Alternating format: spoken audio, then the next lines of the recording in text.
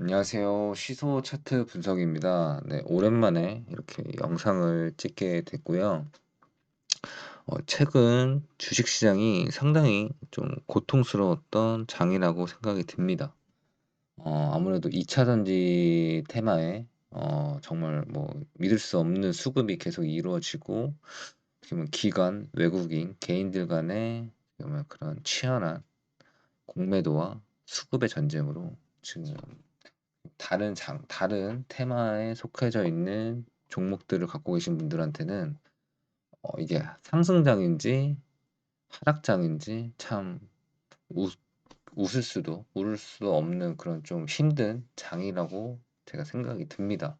그렇기 때문에 갖고 계셨던 좋은 종목들도 별다른 이유 없이 계속 빠지게 되고, 그리고 남의 파티 그 잔치에 계속 어 쳐다만 볼 수밖에 없는 그런 포모 현상도 많이 일어날 것 같고, 그렇기 때문에 이런 장일 때는 제 생각에는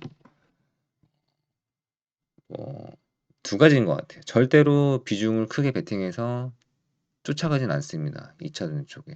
하지만 어 정말 소액으로 단기적인 이제 이익 손익 실현을 할 수 있을 정도의 단기 트레이딩 정도는 2 차전 쪽으로 할 수 있다. 왜? 수급이 쏠린 장세에서 충분히 어 그 정도 단기적인 매매로 인해서 수익을 얻어낼 수 있거든요. 하지만 지금 현재 2차 전지가 어떻습니까? 거의 폭탄 돌리기 식으로 계속 수급이 몰리고 떨어지고 몰리고 떨어지고 하다 보니까 언제 와르르 무너질지도 몰라요. 그렇기 때문에 단기적으로 정말 소액으로 한번 진행을 해 보라. 그러면서 쪼끔씩 그 포모 남의 잔치에 대해서 떡국물 정도는 먹을 수 있는 뭐 그런 이제 마음의 위안을 얻을 수가 있고, 두 번째로는 가지고 있던 종목이 이유 없는 하락을 통한 거잖아요, 어떻게 보면 수급이 이제 빠지다 보니까. 그럴 때 한번 정리를 해 주시는 겁니다. 어떻게 보면은 지금 리밸런싱 작업을 한번 하는 겁니다, 내 스스로 내 종목을. 지금 마이너스 5% 인데 지금 주식이 계속 더 빠질 여력이 있다. 2 차전 쪽 2 차전 쪽으로 수급이 많이 몰리면서. 그럴 때는 그냥 마이너스 5% 내지 10% 정도 갖고 있는 종목은 절반 정도를 손절을 하고, 어 이제 2차 전지 쪽에 수급이 이제 쪼끔씩 이제 정상적으로 돌아오고 다른 테마 쪽에서 선순환이 계속 구조가 돌아왔을 때, 어떻게 보면 그때 저희가 그 타이밍에는 다른 종목들은 아마 저점에 있을 거예요, 아마 대부분. 대부분 지금 현재 주식도 보면은 2차 전지 외에는 기타 종목들은 거의 다 지금 바닥으로 혹시 내려오고 있습니다, 지금. 그렇기 때문에 지금은 어떻게 보면은 어 1차 매수를 해서 어 큰 수익을 얻을 수 있는, 어떻게 보면 좀 바닥의 자리에 있다고도 볼 수는 있거든요, 확실하진 않지만. 그렇기 때문에 저 같은 경우에는 2차 전지를 일부 정도 그냥 단타 개념으로 해 가지고 수익 실현을 쪼끔 했고요. 많이는 절대 아니고요. 그리고 두 번째로는 마이너스 10% 미만의 종목들은 다시 제가 손절을 하고 최근에 다시 매수를 들어갔습니다. 그래서 다행히도 수익권으로 지금 들어오긴 했지만, 어쨌거나 제가 갖고 있는 종목이 뭐 한두 가지는 아니다 보니까 그중에서 이제 좀 크게 이제 배팅이 돼 있는 종목 같은 경우에는 지금 좀 대응하기는 살짝 좀 머리가 아픈, 뭐 아무튼 되게 어려운 시장이었다라고 보시면 될 것 같고요. 여러분들만 힘든 게 아니고 지금 전체적으로 당연히 힘든 게 정상적이다.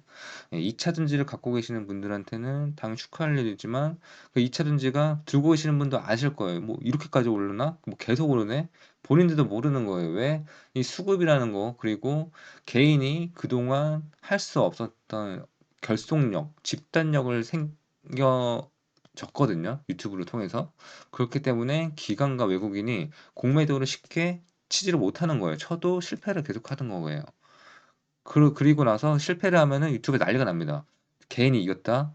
어 역시 기관은 개간이다." 뭐 이런 식으로 하면서 선동을 계속하다 보니까 이 개인들이 어느 순간 집단처럼 형성이 돼 있고 그게 수급이 확 몰리는 겁니다. 하지만 개인의 최대 단점이 뭡니까?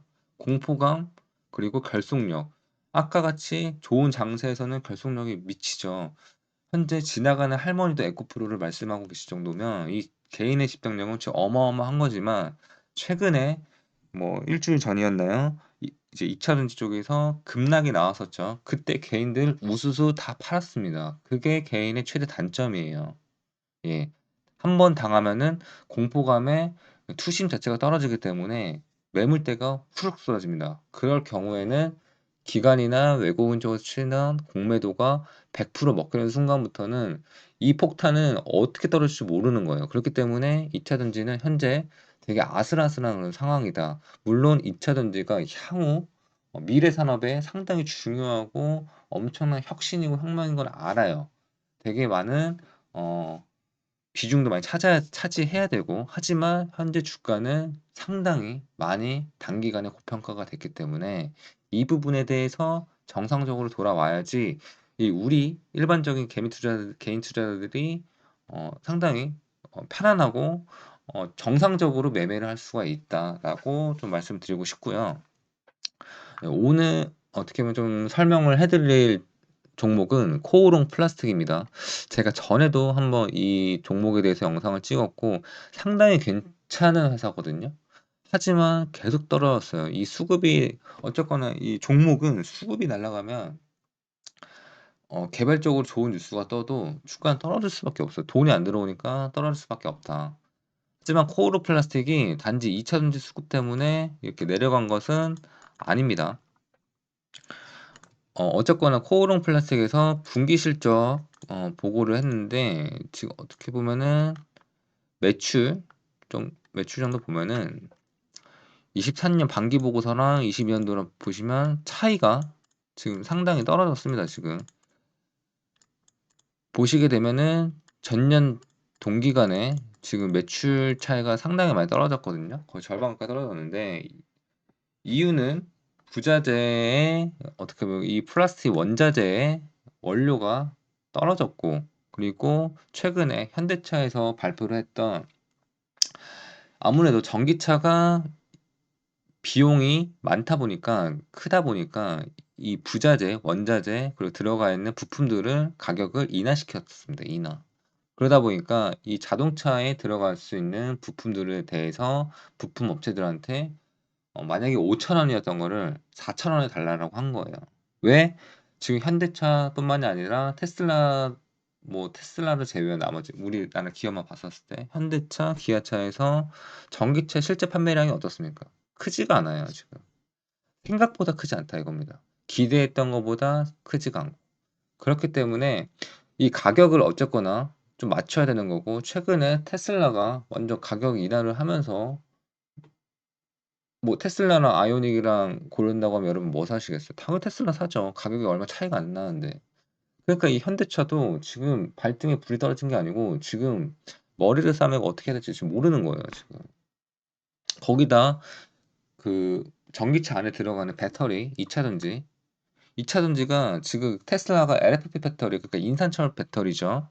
그거를 들어간다고 해서 국내 2차 전지 관련 이제 주식을 갖고 계시는 분들이 많다 보니까 LFP에 대해서 상당히 부정적이고 그거는 중국제인데 왜 쓰냐 이런 말씀을 상당히 많이 하시거든요. 근데 NCM 그러니까 삼원계 배터리죠. 우리나라 쪽에서 많이 하는 이 NCM 배터리가 성능적으로는 상당히 좋지만 어쨌거나 전기차라는 것은 어 우리가 이제 내연기관차도 역시 연비가 상당히 중요한 것처럼 전기차 역시도 충전 대비 주행거리가 상당히 중요하다. 하지만 LFP 배터리는 그러니까 충전량은 적다 보니까 이제 항속 주행거리도 짧겠죠. 하지만 그만큼 합리적인 어떻게 보면 좀 우리 국내에서 돌아다니기에는 적절한 수준의 주행거리를 갖고 있다. 제가 알기로는 한 430km 정도로 알고 있는데 완충 시에 그 정도를 갖고 있는 자동차를 NCM 그러니까 3원계 배터리를 갖고 있는 자동차에 뭐 1-2천만 원 정도 저렴하다. 그럼 당연히 LFP 배터리의 자동차가 수요가 높을 수밖에 없는 겁니다. 현재. 테슬라가 잘하는 거는 그런 거거든요.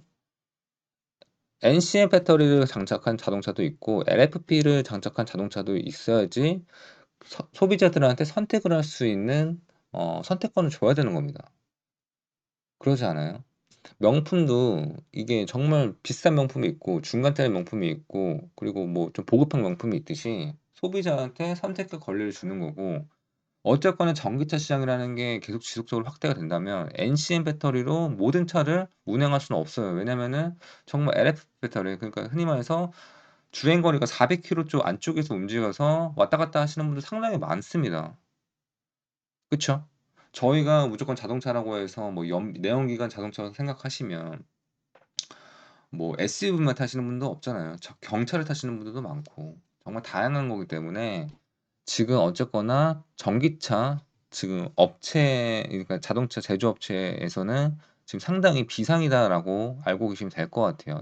첫 번째로 생각보다 전기차 판매량이 적다. 테슬라와 뭐 BYD 뭐 그런 글로벌 업체를 제외하고서. 두 번째로는 이 배터리 가격이 상당히 너무 비싸다. 예?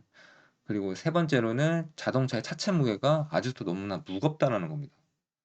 그렇기 때문에 이 자동차 업체의 최대 과제라고 생각하시면 될 것 같고, 그래서 설명을 드렸던 게 첫 번째로는 배터리를 LFP 배터리로 이제 전환하는 그런 시점이 현재 오고 있다. 현대차도 지금 LFP를 지금 고려하고 있죠. 그리고 NCM 배터리 같은 경우에는 아까도 설명드렸듯이 필요로 하는 자동차가 당연히 있고 사람이 있기 때문에 NCM용, LFP용을 따로 분리를 시키면 된다고 생각을 해요. 하지만 지금 테슬라 쪽에서 LFP 배터리가 상당히 잘 되고 있기 때문에 아마 이 기졸은 아마 무시는 못할 것 같아요. NCM 배터리가 나쁘다는 게 절대 아닙니다. 두 번째로, 그럼 뭐가 필요하냐? 이 자동차의 원가를 절감하려면 당연히 원가 절감하는 무게를 낮추려면 당연히 그 안에 들어가는 부품 플라스틱이죠.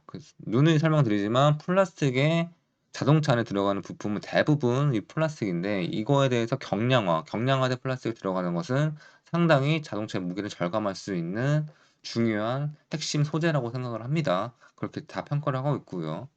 그중에서 국내 기업에서는 이 코오롱 플라스틱, 대기업에서 하고 있는 이 코오롱 플라스틱이 현재 이 POM 플라스틱 쪽에서 어느 정도 글로벌적으로 비중을 많이 차지하고 있다. 하지만 이 분기 실적 발표에서는 이렇게 낮아진 이유는 이 플라스틱에 대해서 원료가 상당히 많이 지금 보시면 2020년도에는 2,171달러였던 게 1,809달러로 계속 지금 원가 자체가 떨어지고 있고 전기차 제조업체에서도 하달 받을 때 좀 싸게 달라 해가지고 어쨌거나 지금 전기차 시장 자체가 안 좋으니까 이 부품업체 쪽에서도 당연히 이 매출이 떨어진 겁니다. 하지만 어, 전기차 업체뿐만이 아니라 내연기관도 마찬가지로 자동차 경량화 100% 해야 되는 겁니다. 그리고 코오롱 플라스틱에서 이 분기 매출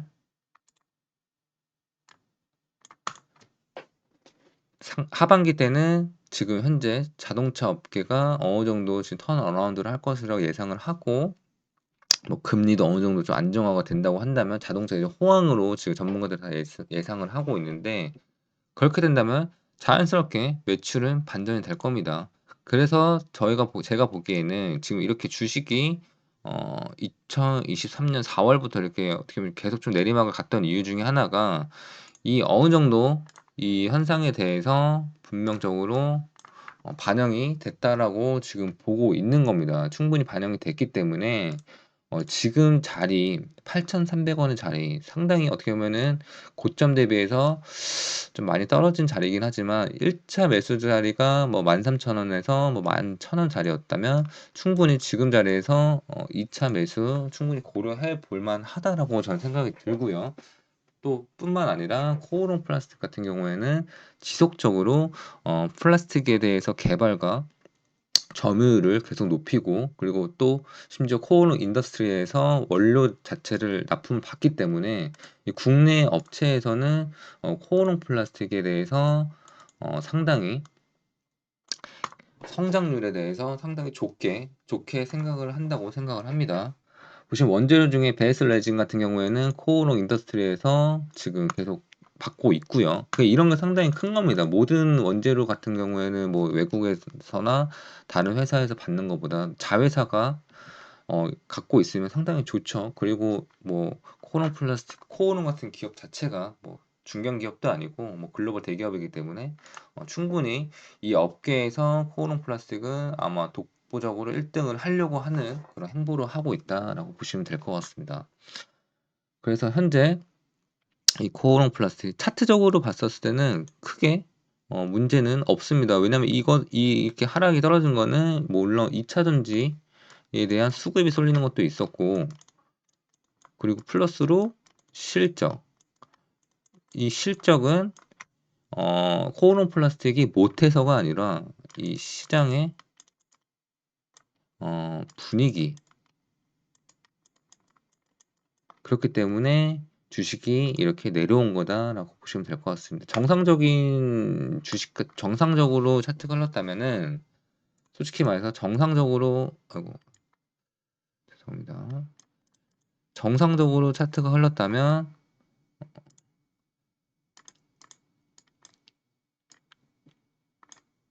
여기서 이렇게 조금씩 이제 우상향을 하면서 이제 올라가거나 했었어야 되는 건데, 여기서 이렇게 떨어진 게 이 코오롱 플라스틱뿐만이 아니라 대부분 종목들이 다 이렇게 내려왔습니다.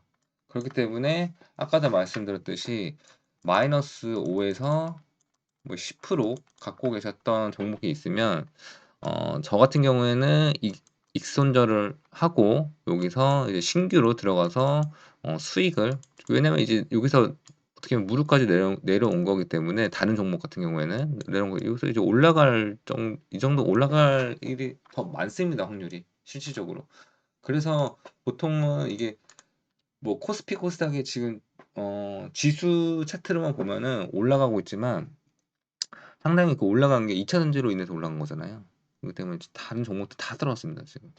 2차 전지가 어느 정도 조금씩 빠지면서 그 돈으로 이제 다른 종목들이 이제 순환이 들어오면 어쨌거나 확률적으로 이렇게 이유 없이 떨어진 거는 이유 없이 제자리를 회복할 확률이 높기 때문에 여기서 지금 어느 정도 마이너스 5% 내지 이런 종목들을 손절해서 신규로 진입해서 수익하고 얻고 뭐 다시 원래 종목으로 가든, 그거는 여러 가지 이제 전략이 있기 때문에 그런 것들 한번 보시면 될 것 같고, 오늘 소개해드린 이 코오롱 플라스틱은 장기적인 관점에서, 무조건 저는 장기적인 관점입니다. 장기적인 관점에서는 충분히 상당히 발전 여지가 충분한 회사다. 그리고 이 인프라 역시도 갖고 있는 회사이기 때문에 앞으로 전기차 시장이 확대가 되고 자동차 경량화 역시 필수적인 그렇기 때문에, 또 우주항공도 있죠. 우주항공에도 당연히 경량 플라스틱이 들어가야 되기 때문에 이 플라스틱이라는 것 자체가 예전에도 말씀드렸지만 역사가 판도가 한번 바뀔 거다. 그렇기 때문에 이 경량화된 플라스틱의 기술을 갖고 있는 회사는 어쩔 수 없이 성장하고 빛을 볼 수밖에 없다. 네, 이렇게 설명드리고 싶습니다. 네, 오늘은 여기까지 하겠습니다. 감사합니다.